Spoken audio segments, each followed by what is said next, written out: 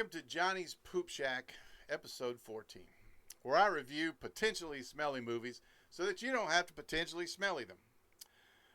This episode is sponsored by Race, Real Action Cars and Equipment. Again, this is the second time they've sponsored the show. They are a company that does ramps, that does automobile safety for stunt work. So they do crash safety, they do car setup, prep, cages, ramps, you name it. They're the people. You call them or fail. I mean, that's all I can say. Race, Real Action Cars and Equipment, and you won't regret it. So today's movie is One Fast Move. I want to race. Your time has passed. I got $76 to my name right now. All right, repeat after me. I don't know how to ride. I don't know how to ride. A lot of guys are gonna come after you in this sport. Don't beat them by slugging them. You beat them with skill. Welcome to the fast life.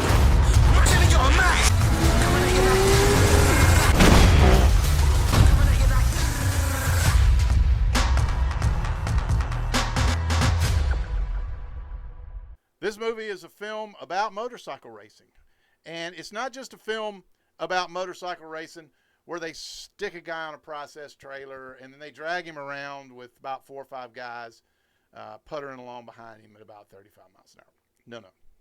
This is a movie about 150, 160 mile an hour, real shots, no speed, up camera, mumbo jumbo, real racing. I worked on this movie. I have the hat. So I can tell you all the shots they shot were real. I mean, these guys were neck and neck, 150, 160 around road Atlanta, outside of Atlanta, Georgia. And it shows in the movie. It shows in the reality of it. It shows in the speed of it. You feel with some of these shots like you're right there. I mean, you're in it. And that is what makes this movie stand out from any of the other motorcycle racing movies that I've seen, and any movie I've seen.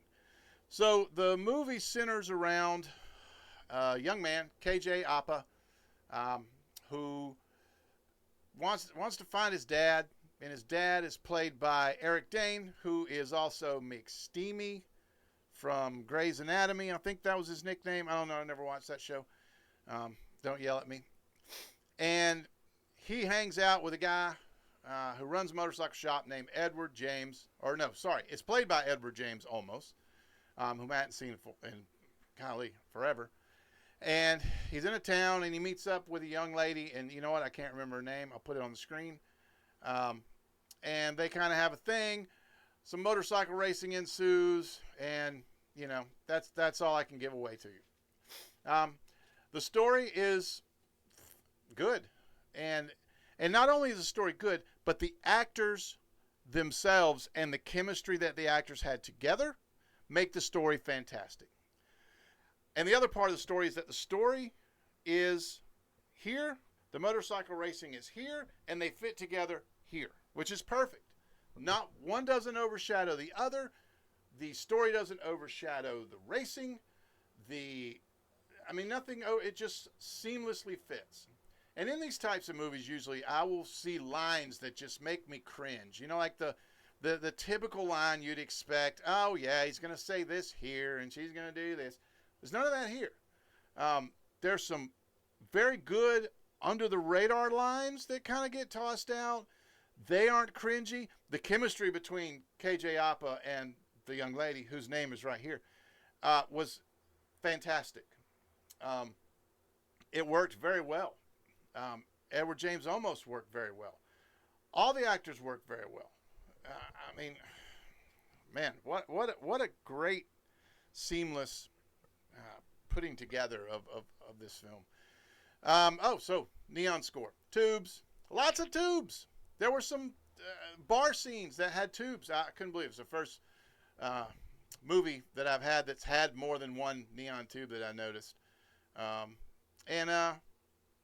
Great. A lot of the club scenes were shot at the infamous or famous, however you want to look at it, Claremont Lounge. And the Claremont Lounge, if you don't know what that is, you should come to Atlanta and experience it firsthand. It is a spectacle, and you won't be disappointed. So the Neon score gets an 8.5 because tubes are great and Neon's great. Moving on to the Letterkenny Fight Index. So Letterkenny Fight Index encompasses stunts, and this movie, 10. A solid 10, because the motorcycle work alone in this film, from all the amateur racers on up to the stunt guys riding motorcycles to the lead stunt double, is insane. Wow, man. 10. So, moving on a little bit further than that stuff, this movie opens on Amazon Prime, so you don't even have to go to the theater. It should have had a theatrical opening. It's great enough to have a theatrical opening. With the fan bases involved, the greatness of the story, the amazing big screen scenes of motorcycles, kneeing at 150 miles an hour is. I saw it on the big screen. I got lucky. I went to the premiere. Man, it should have got a theatrical opening. I'm sorry it didn't. And you know what? Don't worry, Kelly. It's coming.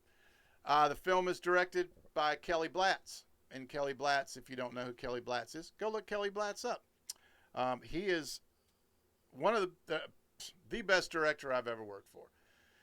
He is not maniacal. He is not an egomaniac like a lot of directors that I run across. He comes in, says hello, knows your name. And he's like, cheers. And he's always glad you came. Glad you showed up. Ask your opinion. What do you think? I mean, just fantastic guy. I'd also like to point out Triumph was involved in this. And Triumph Motorcycles supplied the motorcycles for the Hero and some others. And, man, they were a joy to work with. Man, the whole movie was a joy to be on. And it was a good film. Hell, it was a great film. So, overall, I'm going to give this a 9.5. And, man, that's a pretty high score on the Poop Shack. It actually, that's right up there with Deadpool and Wolverine. Totally different genre, but totally different movies. And 9.5, man, 9.5. It's right there with it. I don't care what anyone says. Moving forward, Borderlands. We got Borderlands coming.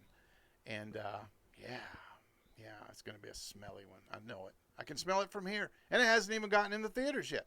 I think the films have gotten to the theater, and they haven't put them up yet, and I can smell them from the 7 miles away from the theater. So I know it's going to be stinky.